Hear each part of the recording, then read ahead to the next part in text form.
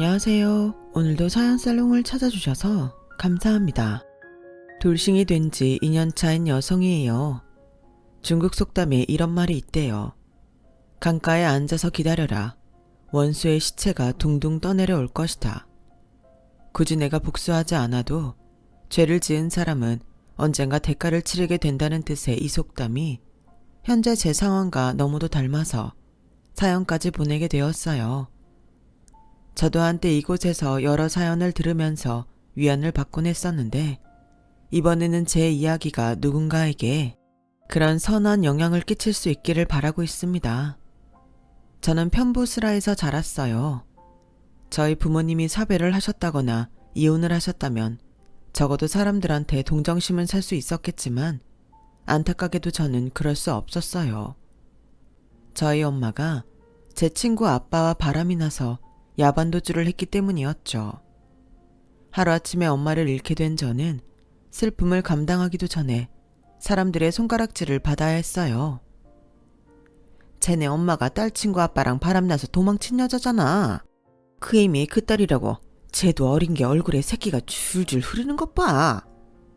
세상에, 쟤네 아빠도 그렇지. 그런 일이 있으면 전학부터 시켜야지. 어떻게 뻔뻔하게 학교를 보내. 제 얼굴 볼 때마다 제 엄마한테 아빠 뺏긴 애가 얼마나 속상하겠어. 동네 아주머니들은 제가 지나갈 때마다 제 뒤통수에 대고 이런 말들을 떠들곤 했어요. 저 역시 엄마를 뺏긴 건 마찬가지였는데 제 걱정을 해주는 사람은 아무도 없었죠. 거기에는 그럴 만한 이유가 있었어요. 남편을 뺏긴 친구 엄마가 거짓말로 동네방네 소문을 낸 탓이었죠. 지영이 엄마가 어떤 사람이었는지 아세요? 지 남편한테 사랑 못 받고 얻어맞고 사니까 온 동네 남자들한테 추파 던지던 년이었어요. 내가 그렇게 사정을 했는데도 기어이 순진한 내 남편을 꿰어서 도망까지 쳤잖아요. 우린 하루아침에 가장도 잃고 손가락 빨개 생겼는데 지영이네는 멀쩡하게 사는 거 봐요. 그러니 누가 피해자겠어요? 남의 집 불행을 막장 드라마 대용으로 삼던 동네 아줌마들은 이런 자극적인 사건을 그냥 두고 볼 리가 없었어요. 그 바람에 한 달이 건너 갈 때마다 살이 붙고 없는 에피소드까지 추가돼서 저희 엄마는 물론 아빠와 저까지 파렴치한으로 변해버렸죠. 결국 엄마가 집을 나가고 반년도 안 돼서 저희 집은 이사를 해야 했어요. 초등학교 졸업을 불과 2달 남긴 때였죠. 아빠, 나 학교 가기 싫어. 애들이 나보고 더러운 애래. 나랑은 짝도 안 하겠대. 아빠, 우리 이사 가자. 응? 하루가 멀다 하고 동네를 떠나자고 보채는 딸을 보니 아빠도 더는 버틸 수 없었던 모양이에요. 삶의 기반을 다 버리고 아빠와 함께 남들 자는 밤 몰래 이사를 감행했던 그날, 저는 결심을 했어요. 나는 절대로 엄마처럼 살지 않겠다고요. 자신의 이기적인 사랑을 위해 남편과 자식을 불행하게 만들어버린 엄마를 절대 용서할 수 없었거든요. 그런 엄마를 떠올릴 때마다 불행했던 어린 시절이 떠올라 어느 순간부터 결혼에 대한 회의를 느끼게 되었어요. 결혼에 대한 여지를 주지 않겠다는 강박감에 온전한 연애 생활도 시작하기 힘들었죠. 여중 여고를 나와 대학에 들어가서야 남학생들과 한 강의실에서 수업을 듣게 되었지만 저는 좀처럼 남자한테 관심을 두지 않았어요. 저에게 남녀 사이란 세상에서 가장 더럽고 추악한 관계였으니까요. 당시에 저는 나도 어쩌면 내 엄마처럼 누군가에게 상처를 주게 될지 모른다는 두려움이 컸거든요. 하지만 세상 일은 모르는 거더라고요. 이런 제 마음을 바꿔준 사람이 있었거든요. 바로 제 남편이었죠. 남편은 저와 같은 동아리 선후배 사이였어요. 우리는 같은 시기에 캠퍼스 생활을 했던 건 아니고 제가 재학 중이던 때 직장인이던 남편이 동아리 모임에 참석하면서 만나게 되었어요. 후배들을 격려하는 차원에서 술자리에 참석해 술값을 내주고 일찍 자리를 뜨는 선배들과 달리 남편은 후배들과 함께 3차까지 함께 했어요. 술자리가 파하자 남편은 기다렸다는 듯이 저를 집에 데려다 주었어요. 저와 같은 동네에 산다며 대리기사를 부를 테니 같이 타고 가자고 했죠. 함께 남편 차 뒷자리에 나란히 앉아서 가는 동안 남편은 자신이 동아리 생활을 했던 당시 얘기를 해주었어요. 그리고 취업에 대한 조언도 아끼지 않았죠. 솔직히 처음엔 제게 거리감 없이 다가온 친절한 남편이 부담이 됐어요. 동아리 모임 이후에도 자주 문자를 보내고 가끔은 전화도 해주었거든요.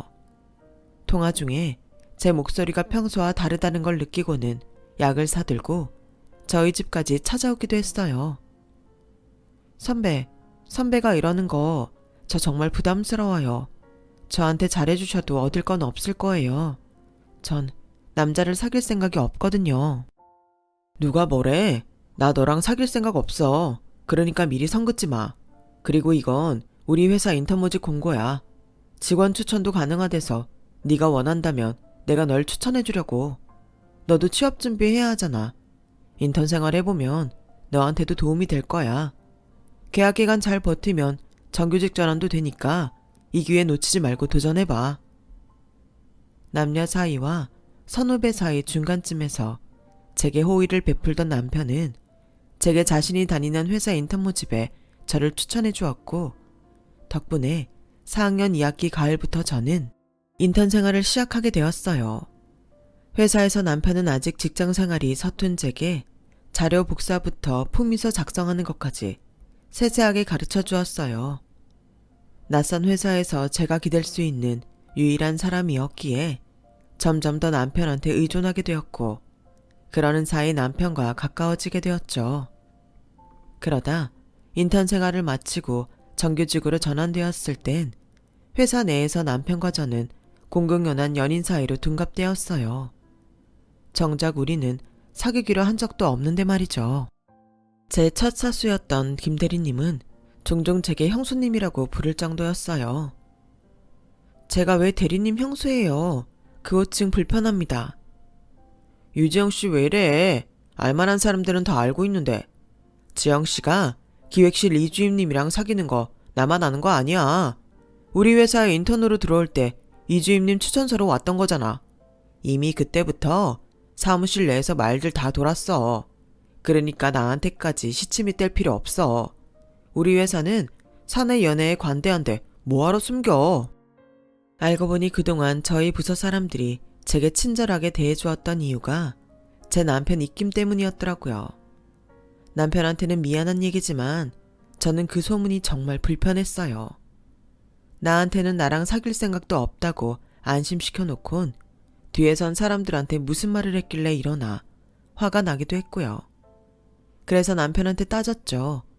그랬더니 자기는 모르는 사실이라는 듯 오히려 제 말에 놀라더군요. 우리가 사귄대? 거참, 사람들 웃기네. 그래서 넌 뭐라 그랬어? 그냥 동아리 선후배 사이라고 했죠. 근데 선배님 정말 몰랐어요? 네가 그렇게 기겁을 하는데 내가 뭐하러 그런 소문을 내. 그러다 좋은 관계 깨지기만 할 텐데. 사람들이 뭐라고 하든 우리만 아니면 되는 거잖아. 그러니까 신경 쓰지 마. 남편은 대수롭지 않게 넘겼지만 저는 내내 찜찜했어요. 그러다 생각지도 못한 일이 벌어진 거예요. 제 사수였던 김 대리가 자기가 맡기로 한 일을 저한테 떠넘겼는데 그게 잘못되자 모든 책임을 저한테 떠넘긴 거였죠.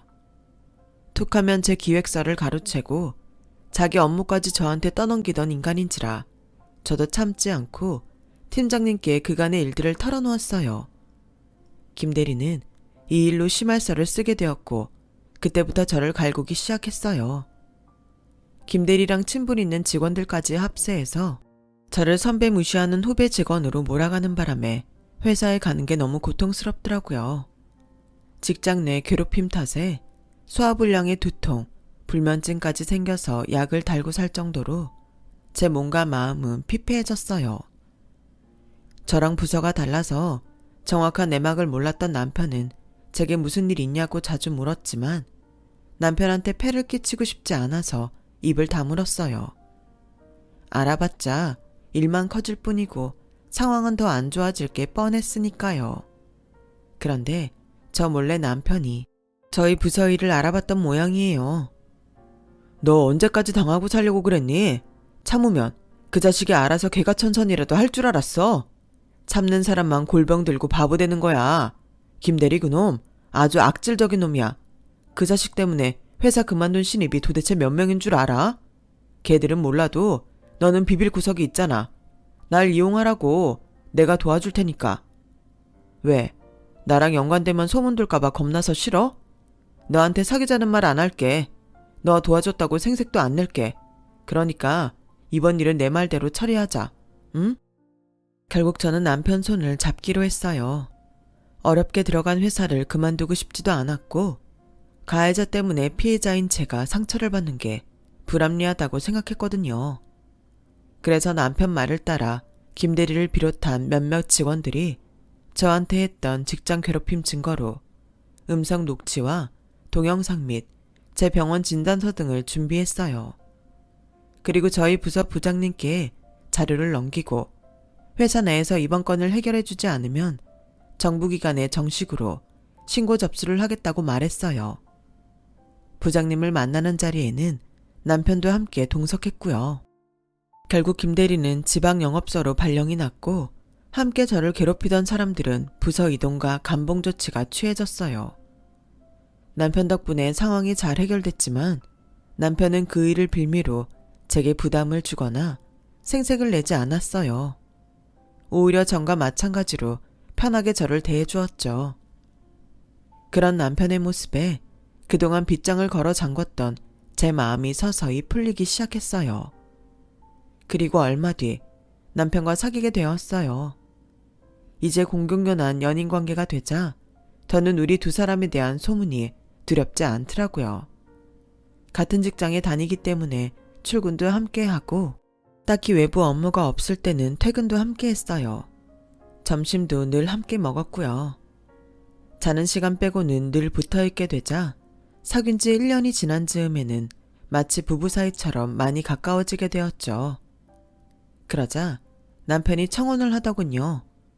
저랑 처음 만난 순간부터 따지면 4년 가까운 시간이 흐른 터라 남편은 결혼 정년기였던 탓에 시댁에서 결혼을 서둘렀거든요. 그런데 결혼 얘기가 나온 순간부터 겁이 나기 시작했어요. 어디론가 도망쳐버리고 싶다는 생각뿐이었죠. 연애의 끝이 결혼이 될 거라는 건 어느 정도 짐작했던 일이었지만 막상 닥치고 보니 걱정이 깊었어요. 저도 엄마처럼 될까 봐요. 하지만 도망치고 싶다는 마음과 달리 용기가 없었던 저는 남편 손에 이끌려 결혼을 향해 가고 있었어요. 하지만 상견례를 하기도 전에 아빠가 신부전증으로 세상을 떠나시면서 결혼 진행은 멈춰졌어요.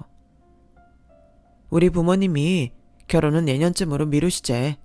너희 아버님 돌아가신 지 얼마 안 됐는데 결혼식을 진행하는 건 무리라고. 아쉽지만 어쩌겠어. 난 차라리 결혼식을 그대로 진행하는 게 어떨까 생각하지만 아버님도 안 계신 집에 너 혼자 두는 게 마음이 쓰여서 말이야. 남편의 말에 솔직히 저는 흠칫했어요.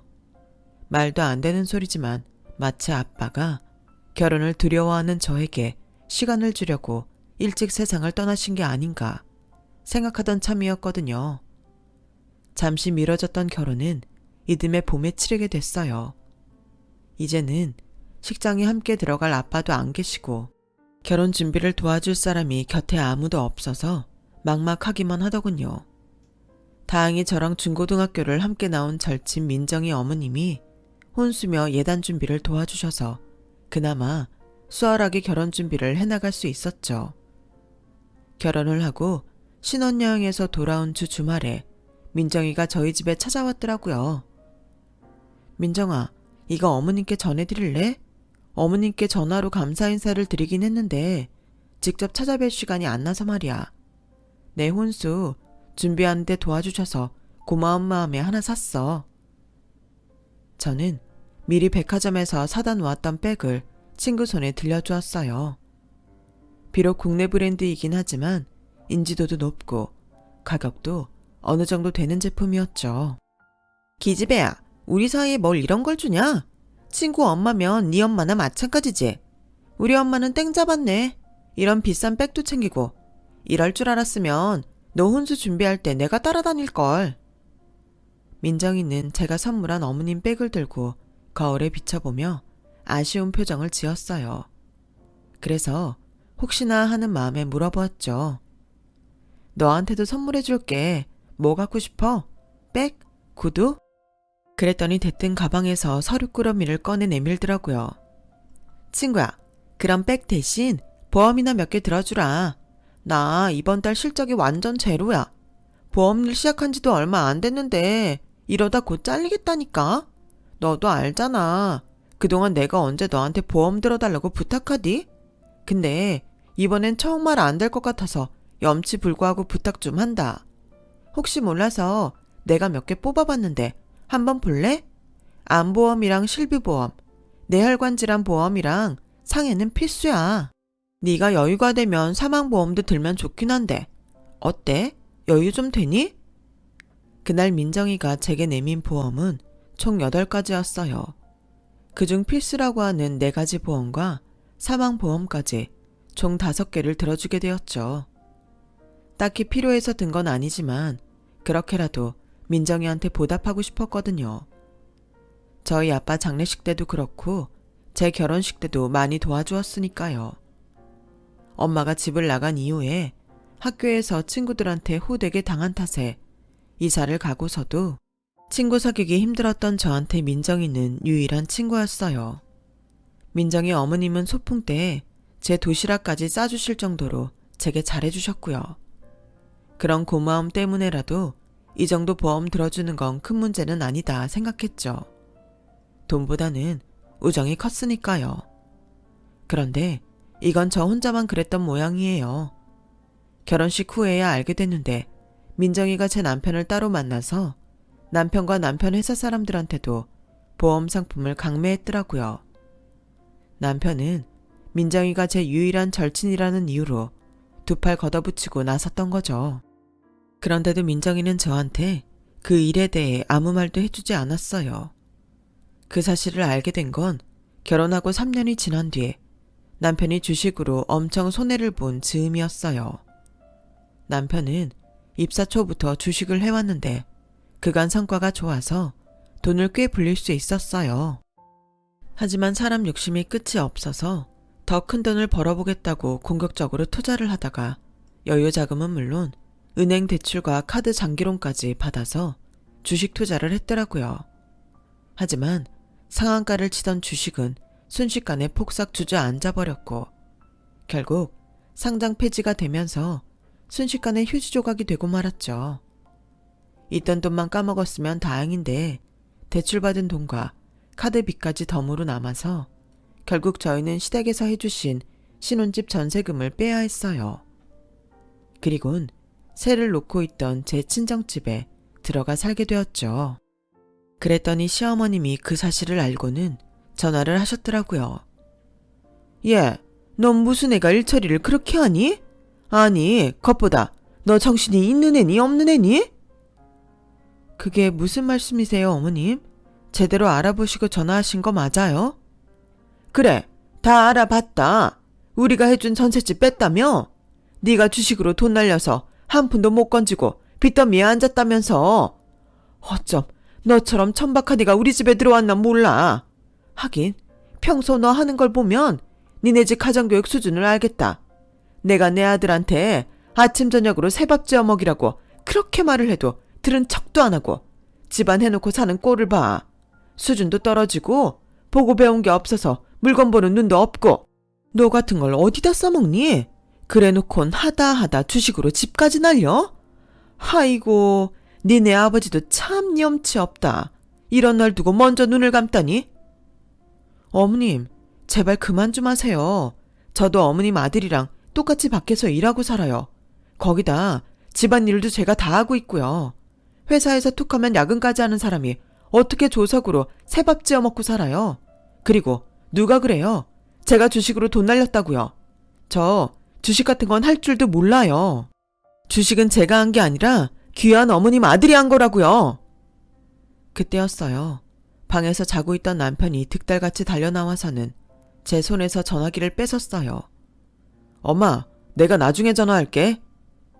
남편은 골치 아프다는 듯 머리를 흐트러지게 북북 긁고는 제게 따지듯 말했어요. 야, 아무리 그래도 그렇지. 엄마한테 그걸 다 이러면 어떡해. 내가 상황 봐서 말한다고 했잖아. 안 그래도 돈 때문에 골 터지게 생겼는데. 혹시 자기가 어머님한테 내가 주식으로 돈 날렸다고 했어? 말해봐. 그런 거냐고. 아니야. 난 그런 말 한 적 없어.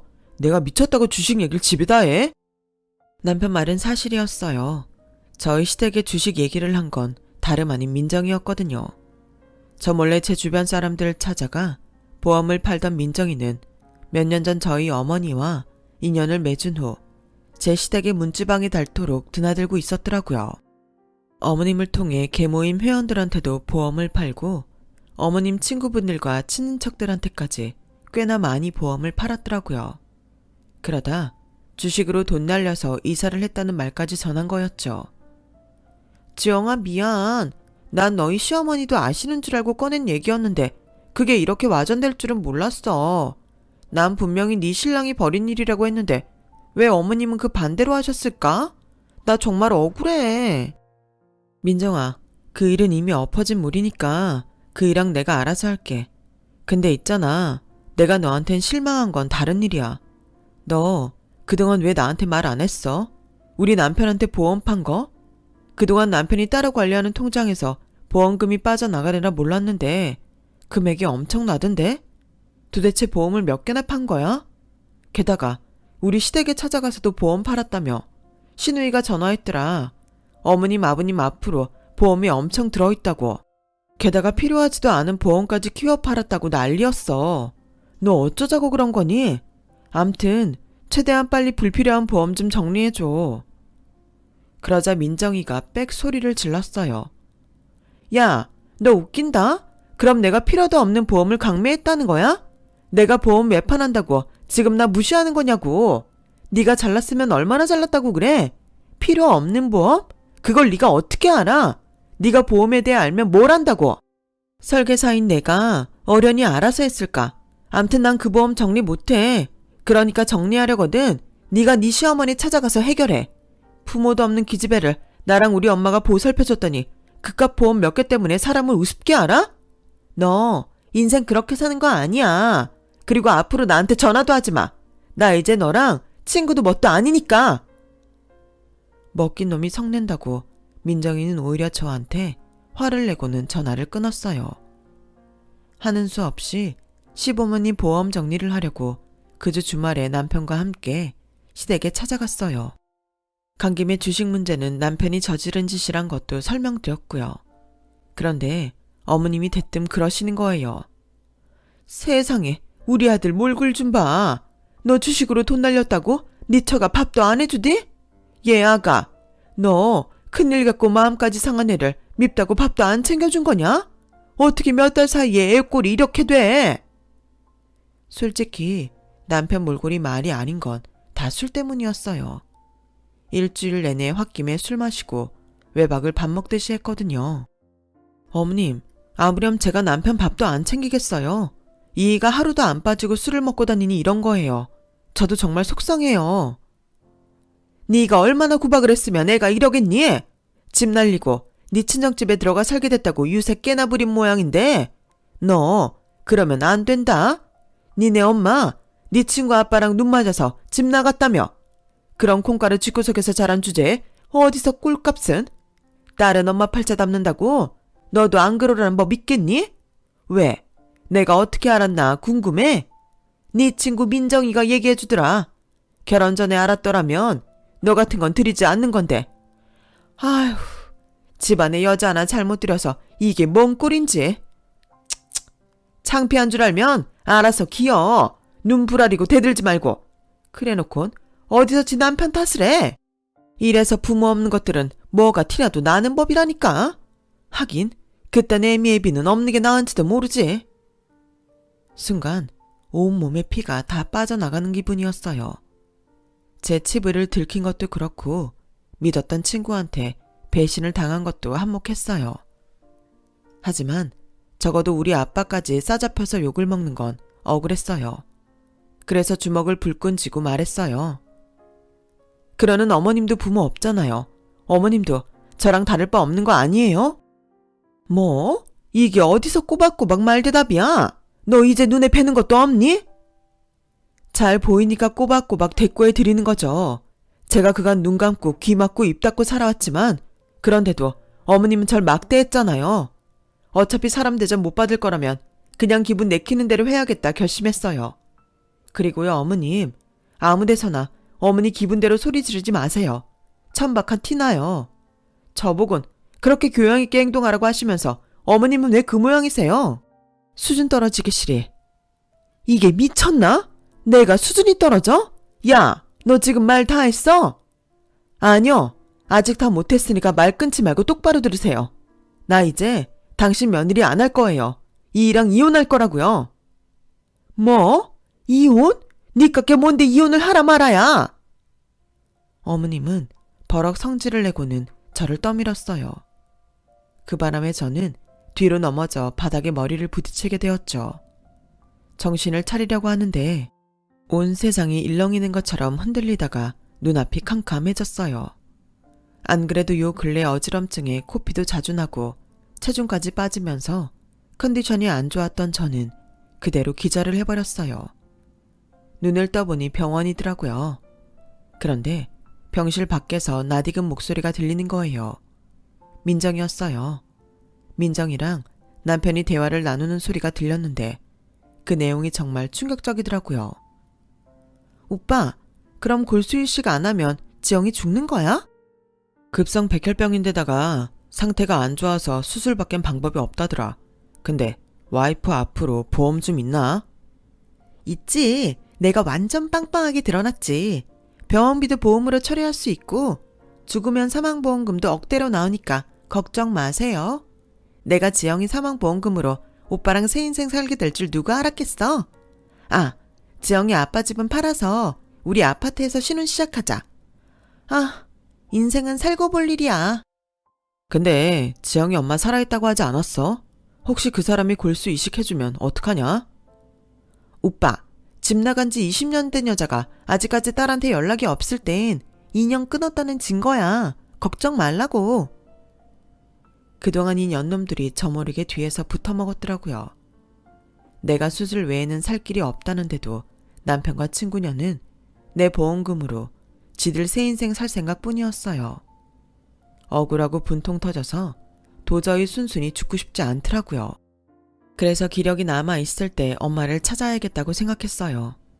그래서 간병인 아줌마한테 부탁해서 사람 찾아주는 흥신소를 소개받았어요. 내 인생을 망가뜨린 엄마였지만 그래서 더더욱 엄마 골수라도 받아내야겠다 생각했거든요. 제 체력이 점점 더 떨어져서 혹시나 늦어질까 싶어 업체에 웃돈을 주고 급행으로 의뢰했더니 열흘 만에 엄마를 찾아냈더라고요. 엄마와 연락이 된 그날 밤 엄마는 병원으로 달려왔어요. 차림을 보니 돈이 꽤 있는 집에서 사는지 부티가 나더군요. 그 모습을 보니 더 화가 났어요. 아빠랑 나는 시궁창에서 허우적대고 살았는데 자기 혼자 잘 먹고 잘 살았구나 생각했으니까요. 그래서 당당하게 골수 이식을 해달라고 말했어요. 엄마가 일말의 양심이라도 있다면 골수 이식 꼭 해줘. 나 꼭 살아야겠으니까. 그거 해달라고 엄마 찾은 거야. 싸늘한 제 말에 엄마는 아무 말도 못하고 눈물만 뚝뚝 흘렸어요. 울 거 없어. 뭐 잘했다고 엄마가 울어? 나 이렇게 된 거 따지고 보면 다 엄마 탓인데 엄마 팔자 안 닮으려고 내가 얼마나 기를 쓰고 노력하며 살았는지 알아? 근데 이게 뭐야. 더 거지 같은 인생을 살게 됐잖아. 믿었던 남편놈이랑 내 하나밖에 없는 친구년이 내연관계래. 나 죽으면 나오는 보험금으로 지들 신혼생활 시작하겠대. 내 인생은 왜 이 모양일까? 나 정말 억울하고 우라통이 터져서 이대로 못 죽겠어. 그러니까 엄마가 나 살려내. 나 좀 살려달라고. 참았던 눈물이 쏟아지면서 저는 악을 쓰고 살려달라고 소리쳤어요. 엄마는 그런 저를 끌어안고 대성통곡을 하셨죠. 그렇게 폭풍처럼 20년 만에 모녀상봉이 지나자 엄마는 자신이 왜 집을 나갔는지 그리고 지금까지 어떻게 살았는지 차근차근 설명해 주셨어요. 남자랑 눈이 맞아서 집을 나갔다는 사실과 달리 엄마는 제 친구 아빠한테 겁탈을 당한 거였어요. 그래놓곤 오히려 엄마를 꽃뱀을 몰아 아빠 몰래 불러내 몹쓸 짓을 벌여댄 거였죠. 엄마가 경찰에 신고하려 하자 그간 자기와 잠자리를 했던 사진들을 아빠 회사랑 제가 다니는 학교에 뿌리겠다며 협박을 했고 엄마는 우리 모녀를 위해 도망을 쳤던 거였어요. 그리곤 외가가 있는 미국으로 가서 그곳에서 숨어 사셨던 거죠. 그러다 10년 전쯤 재혼을 하셔서 몇 년 전에 한국으로 들어오셨다고 하더군요. 제 결혼식도 먼발치에서 보고 가셨더라고요. 이럴 줄 알았으면 도망치지 말 걸 그랬어. 그랬으면 너도 네 아빠도 그런 수모는 안 겪었을 텐데. 엄마가 미안해. 이게 다 내 탓이야, 지영아. 앞으로 넌 아무 걱정하지 마. 엄마가 어떻게든 널 살릴 테니까. 엄마 골수도 줄 거고 우리나라에서 제일 좋은 병원에서 치료해 줄게. 엄마 돈 많아. 내 딸 이렇게 안 보내. 20년이 흐른 뒤에야 진실을 알게 된 저는 엄마 품에 안겨 모처럼 따뜻한 밤을 보냈어요. 그리고 며칠 뒤 엄마는 변호사를 선임해 제 남편한테 소송을 걸었어요. 민정이한테도 마찬가지고요. 비록 간통죄는 사라졌다고 해도 다양한 방법으로 죄를 물을 길은 있더라고요. 수임료가 비싼 로펌 변호사라서 그런지 일 처리도 아주 꼼꼼했어요. 그러자 남편이 달려와 이혼은 안 된다고 울부짖더라고요. 말로는 제가 불쌍해서 혼자 놔둘 수 없다고 했지만 실상은 제 보험금 때문이었을 거예요. 혼자 둘 수 없다는 놈이 나 몰래 민정이랑 붙어먹었니? 나 입원해 있는 동안 내 집에서 동거까지 하면서? 어떻게 알았냐고? 세상에 돈으로 안 되는 거 없더라. 하긴 그건 네가 제일 잘 알겠네. 너도 한때는 꽤 괜찮은 남자였잖아. 돈맛이 들어서 인간 말종으로 변하기 전까지는. 나 엄마 찾았어. 우리 엄마가 돈이 꽤 많더라고. 그래서 비싼 변호사도 구해줬고 내 복수도 대신해 주신대. 너랑 민정이 그년한테. 간통죄는 사라졌어도 니네 둘 회사에서 매장시킬 방법은 무궁무진하더라. 변호사 상담 받아가며 천천히 피 말려줄게. 앞으로 넌 우리나라 어디에서도 회사에 취직하기 힘들 거야. 네가 자식을 낳아도 그 애가 손가락질 안 받고 학교 다니긴 힘들 거야. 그러니까 민정이랑 상의해서 피임 잘하고 살아. 안 그랬다간 니들 눈에서 피눈물 흘리게 될 테니까. 아, 그리고 나 곧 수술해. 다행히 엄마 골수가 나한테 잘 맞을 거라네. 생각 같아선 너랑 민정이 쥐도 새도 모르게 저 세상으로 보내버리고 싶은데 한때나마 당신이 나한테 보여준 진심이 있어서 이렇게 끝내는 줄 알아. 내 얘기 끝났으니까 꺼져, 이 개새끼야. 남편은 울고 짜고 난리를 쳤지만 결국 병원 측 보안요원 손에 끌려 병원에서 쫓겨났어요. 그해 겨울 저는 이혼을 하게 됐고 남편은 맨몸으로 제 집에서 쫓겨났어요. 거기다 위자료와 간통에 따른 피해 보상금까지 토해내게 되었죠. 남편한테는 돈이 없어서 그 돈은 시댁에서 마련해줬다고 하더군요. 민정이 역시 상간녀 위자료 청구 소송에서 패해 저한테 위자료를 물게 됐어요. 거기다 영업소에 간통 사실이 알려져서 같이 일하던 보험 설계사들한테 따돌림을 당하다 결국 보험 일을 관뒀다고 하더군요. 그리고 2년이 지난 지금 저는 거의 완치 상태가 되어 엄마와 함께 살고 있어요.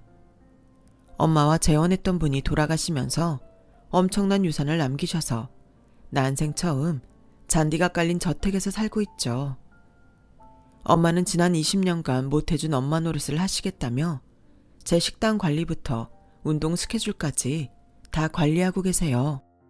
살면서 이렇게 행복한 순간이 있나 싶을 정도로 저는 인생의 봄날을 만끽하고 있답니다. 건강한 모습으로 엄마와 오래오래 이 봄날을 보내고 싶네요. 제 사연을 들어주셔서 감사드려요. 여러분의 내일이 만개한 꽃이 만발한 봄날 같기를 진심으로 바랍니다. 건강하세요. 여러분, 사연 댓글에 응원과 현명한 조언 부탁드려요. 좋아요와 구독은 저에게 큰 힘이 됩니다. 오늘도 좋은 일 가득하세요.